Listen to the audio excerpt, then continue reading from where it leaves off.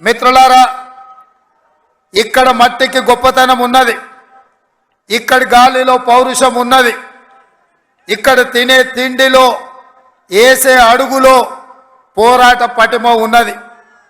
ఈ గడ్డ మీద మీ బిడ్డ కొమరం భీం జల్ జంగల్ జమీన్ అని చెప్పి ఆనాడు రాజ్యాలకు వ్యతిరేకంగా, అదేవిధంగా రామ్జీ గోండు ఈ ప్రాంత గోండు బిడ్డ బ్రిటిషర్స్కు వ్యతిరేకంగా, రజాకర్లకు వ్యతిరేకంగా కొమరం భీం ఆనాడు పౌరుషంతో పోరాడిను.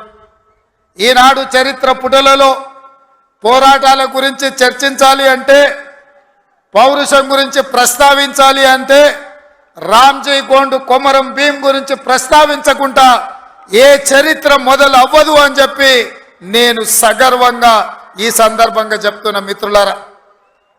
అలాంటి పోరాట స్ఫూర్తిని తీసుకొని కేస్లాపూర్ గుడిలో దర్శనం చేసుకొని నాగోబా ఆశీర్వాదం తీసుకొని తప్పకుండా ఈ గడ్డ మీద ఇందిరమ్మ రాజ్యం తీసుకొచ్చి దళితులకు, గిరిజనులకు, ఆదివాసులకు, బలహీన వర్గాలకు, మైనారిటీలకు వాళ్ళు మెచ్చే ప్రభుత్వం, వాళ్లను ఆర్థికంగా సంక్షేమ రంగంలో అభివృద్ధి ప్రాంతం వైపు నడిపించే ప్రభుత్వాన్ని ఏర్పాటు చేస్తామని చెప్పినాం. ఇవాళ ప్రభుత్వం ఏర్పడ్డది. ఆ ప్రభుత్వం ఏర్పడ్డది కాబట్టే మా ప్రభుత్వం మొట్టమొదటి అభివృద్ధి కార్యక్రమం ఆనాడు మాట ఇచ్చినాం.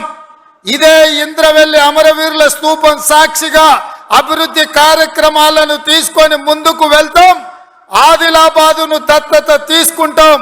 తప్పకుండా ఈ ప్రాంతాన్ని, తప్పకుండా ఆదిలాబాదు ప్రాంతాన్ని, ఈ అడవబిడ్డల ప్రాంతాన్ని, ఈ అమాయకుల ప్రాంతాన్ని, ఈ ఆదివాసీల ప్రాంతాన్ని అభివృద్ధి పదం వైపు నడిపించే బాధ్యత ఇందిరమ్మ రాజ్యం తీసుకుంటుందని ఆనాడు ప్రతిజ్ఞ చేసినాం.